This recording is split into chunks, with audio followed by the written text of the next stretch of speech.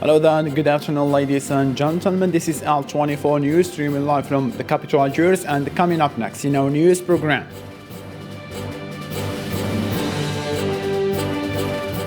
German Chancellor Olaf Scholz welcomes leaders of the G7 on Sunday to a three-day summit in the Bavarian Alps, overshadowed by the war in Ukraine and its far-reaching consequences from energy shortages to food crisis.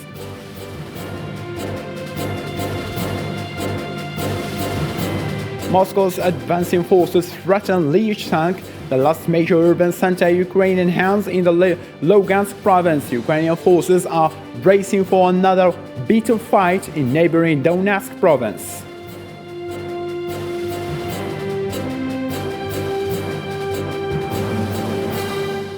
Ecuadorian President Guillermo Lasso lifted the state of emergency he had imposed in 6 provinces amid an indigenous-led strike.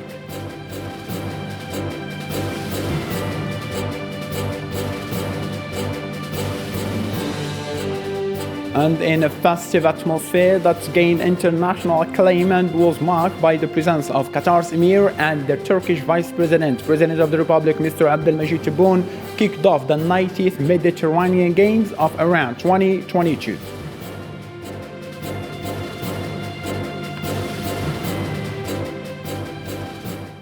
Hello again and welcome. Those were today's top stories. Members of the group of 7 wealthy nations on Sunday announced a ban on imports of Russian gold as the G7 summit in Bavarian Alps begins under the shadow of the war in Ukraine and the food crisis. The move by Britain, the United States, Japan and Canada is part of the efforts to tighten the sanctions squeeze on Moscow and cut off its means of financing the invasion of Ukraine. More than 4 months into a conflict, Russian President Vladimir Putin calls a special military operation.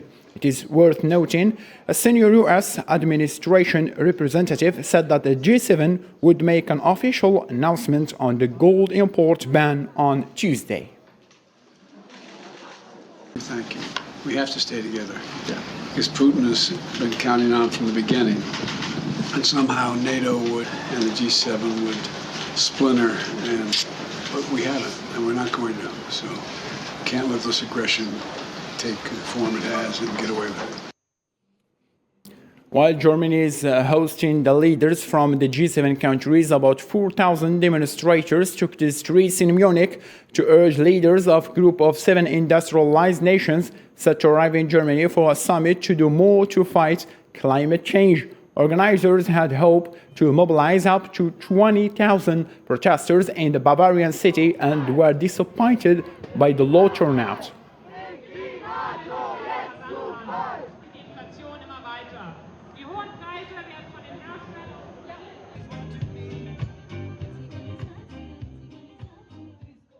To the Russia-Ukraine fire, explosions rocked Kiev Sunday morning, a day after a flurry of missiles struck targets across Ukraine. Meanwhile, Russian troops took full control of the key eastern industrial hub of Severodonetsk, which was under heavy siege for several weeks. Nabil Khazini has more to tell. Spared for 3 weeks from shelling, the Ukrainian capital Kiev is once again a target of missile strikes. Ukraine's capital woke up at dawn with 4 explosions hitting a residential area. The shelling caused this 9-story building to burn, 5 people to be wounded, while others remain under the rebels. We listen the voices under the crash, and we know the couple of people inside.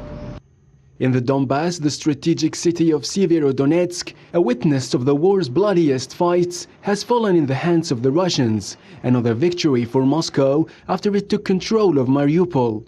A success crowned with medals from the Russian defense minister who visited his forces in Ukraine. I have faith in you. You have many more glorious deeds ahead for the good of our homeland. Armed forces and airborne troops, I congratulate you. Take care. And there in Moscow, the Russian leader received one of his most close allies, Alexander Lukashenko. Vladimir Putin announced that his country would in the coming months deliver to Belarus nuclear-capable short-range missile systems, a message understood by the West that the price of any intervention will be high. We have made a decision. Within the next few months, we will hand over the Belarus the Iskander-M tactical missile systems, which, as you know, can use both ballistic and cruise missiles, both in conventional and nuclear versions. In the wake of the fifth month of the conflict, Russia has achieved significant military achievements in eastern Ukraine. Meanwhile, NATO, ahead of its important summit in Madrid, warns the West that it must prepare to continue supporting Ukraine in a war lasting for years. Since Russia intensified its operation in eastern Ukraine to take over the Donbas region, hundreds of civilians continue to flee the intense battles into safe cities. Sofiane Kanturi has more to tell. As Russian and Ukrainian forces fought for control of several important cities and villages in the Luhansk and Donetsk regions, hundreds of people continue to leave the intense battles in eastern Ukraine. Many Ukrainians joined the special evacuation train and traveled to Dnipro and other locations farther west. Our husbands stayed there. I mean my husband and my father. They'll be staying in Sloviansk while it's Ukrainian.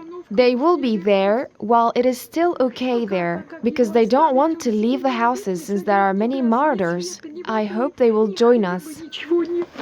About 200 people were forced to board the train as conflict encroached on their houses. The majority of them were women, children, and the elderly. A woman from the refugees that took the evacuation train emphasized that the situation is so dramatic in eastern Ukraine.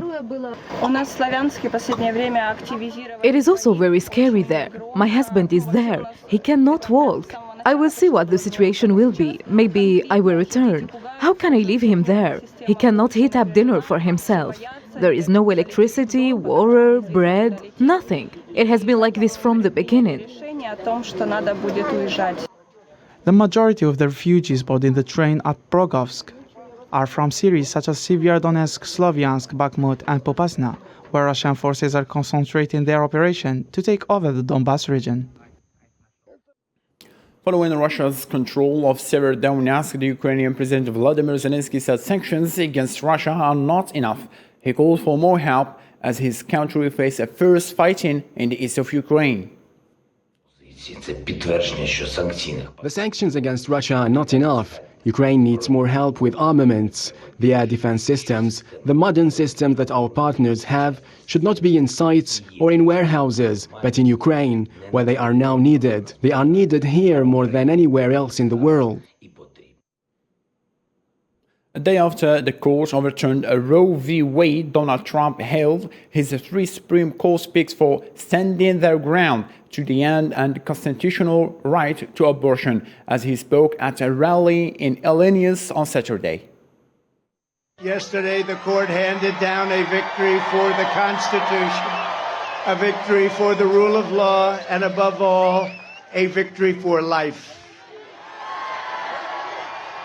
This breakthrough is the answer to the prayers of millions and millions of people, and these prayers have gone on for decades. For decades and decades they've been praying, and now those prayers have been answered to the generations of Americans. Clinics have begun closing in some U.S. states. 13 states have so-called trigger laws in place that will see abortion banned within 30 days. Rimzian has more to tell about this story. The U.S. Supreme Court on Friday ruled to overturn the 1973 landmark Roe v. Wade that guaranteed women the right to have an abortion.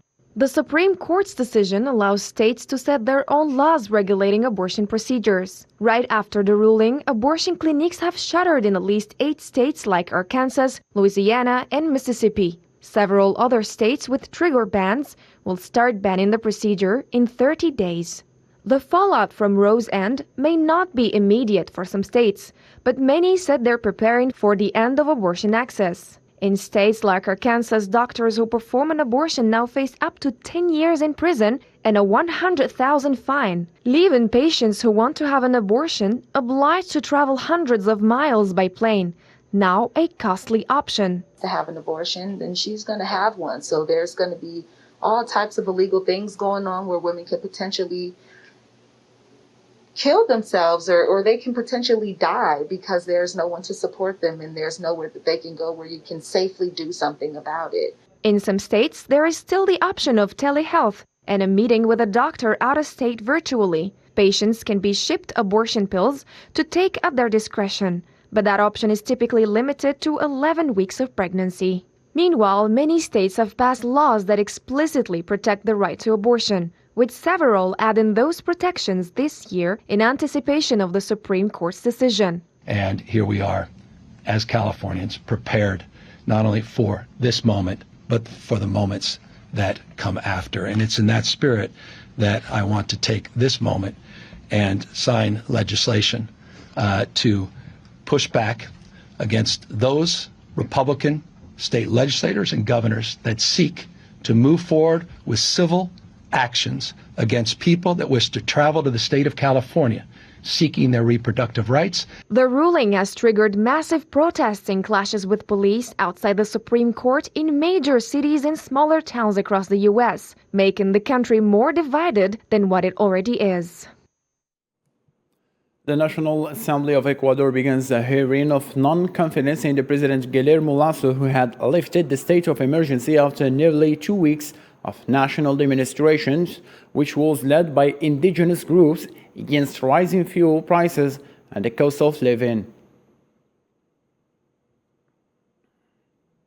Human rights organizations have demanded an inquiry into 23 fatalities that occurred during a mass effort to enter into the northern Africa Spanish colony of Melilla. Over 130 migrants crossed the border between Morocco and Spanish city of Melilla. This was the first such incident since last month, when Spain and Morocco normalized their diplomatic ties. Approximately 2,000 individuals tried to enter the city of Melilla, according to a representative for the Spanish government's office there, but many were prevented by the Moroccan and the Spanish civil guard personnel on the opposite side of the border barrier.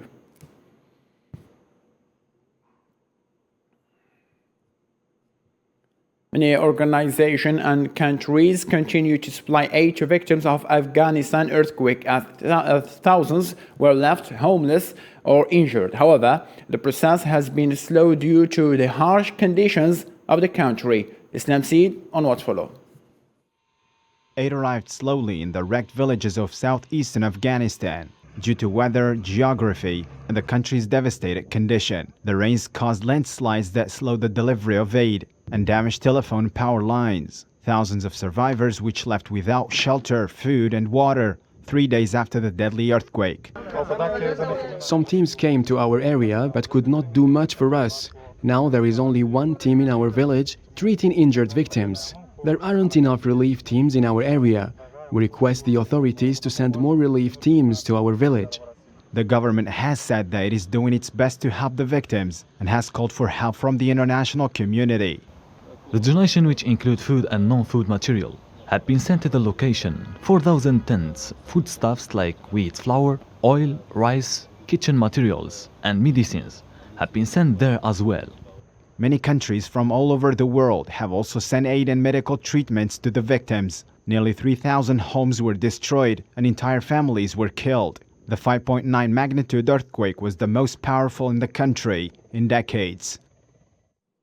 The Turkish government said on Saturday that the suspected deliberate wildfire is under control after burning 4,500 hectares of forest over 3 days on Turkey's southeast coast, and praising firefighters who used aircraft to battle the blaze, which started on Tuesday.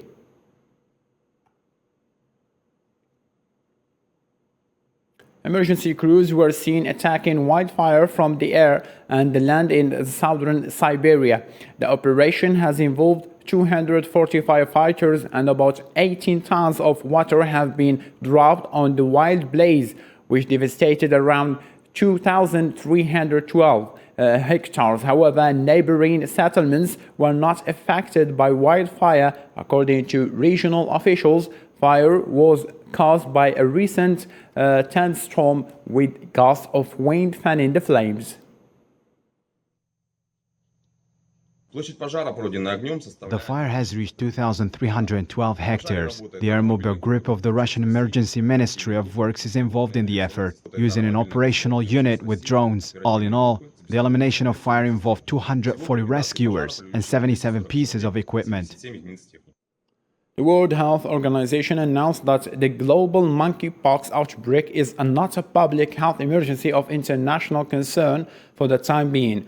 The head of the World Health Organization, Tedros Adhanom, convened an emergency committee to discuss whether the designation, which has been given to just 6 disease outbreaks since 2007, was appropriate for monkeypox.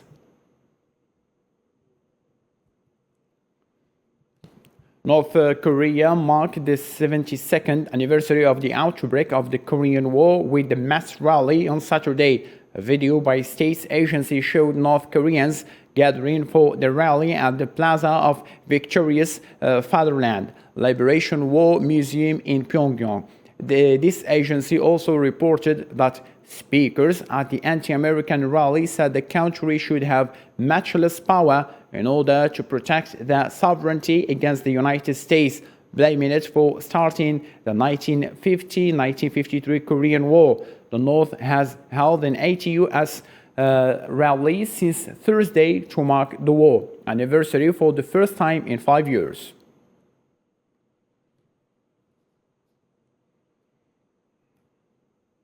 Secretary General of the World Tourism Organization, Zurab Polygvashkisi, was received on Saturday in Iran by Ramtan Lamamra, Minister of Foreign Affairs and National Community Abroad. This letter came to Algeria on a business visit from June 23 to June 26. During the meeting, both parties examined the cooperation relations between Algeria and the United Nations World Tourism, as well as the opportunities for further strengthening them, particularly through the technical assistance that this organization can provide for the development of tourism and the promotion of destination Algeria at the international level.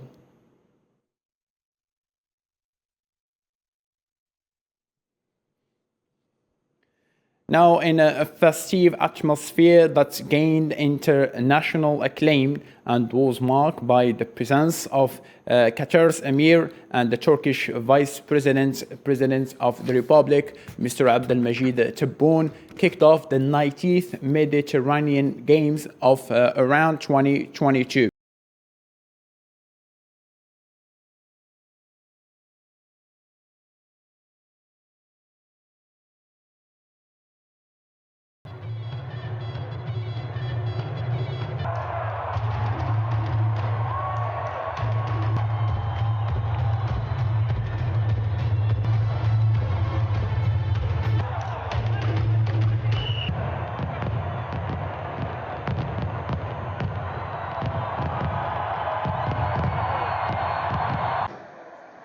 In an atmosphere of beauty, show and performance, Mediterranean Games around 2022 kicked off after the official sign of the Algerian President of the Republic. It was very epic. It was astonishing. It was really a good thing to see. First time I saw it, and it's very epic. The ceremony took place in the International Standard Complex, equipped with modern sports facilities, which demonstrates Algeria's willingness to receive its guests in the best conditions. Approximately 3,390 athletes from the 26 delegations walked into the stadium with their colors amid enthusiasm and excitement. We're just arriving from the ceremony. It was magnificent, it was very impressive, and it was an experience for lifetime, in my opinion. So we are really happy, we enjoy it. The city of Oran dazzled all the attendees of the opening ceremony through diverse and eye-catching events.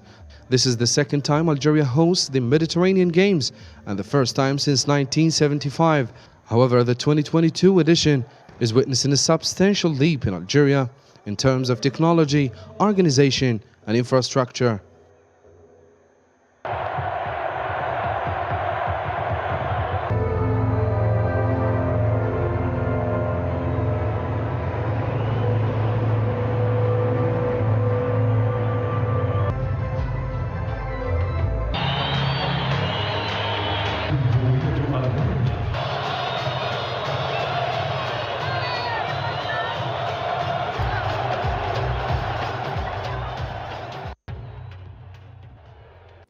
grand ceremony really makes us proud. Now let's have a reminder for our main top stories. German Chancellor Olaf Scholz welcomes leaders of the G7 on Sunday to a 3-day summit in the Bavarian Alps, overshadowed by the war in Ukraine and its far-reaching consequences from energy shortages to a food crisis.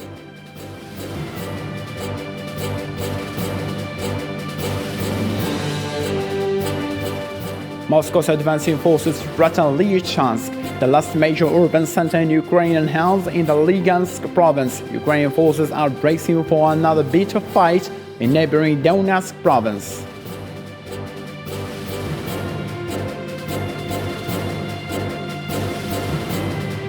Ecuadorian President Guillermo Lasso lifted a state of emergency he had imposed in 6 provinces amid an indigenous-led strike.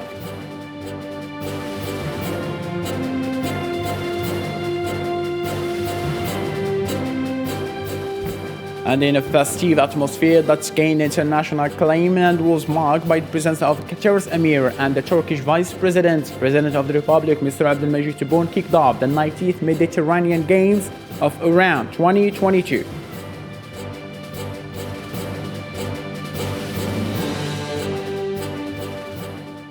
That's all for now. Thank you so much for being with us. Take care of yourself. Bye-bye.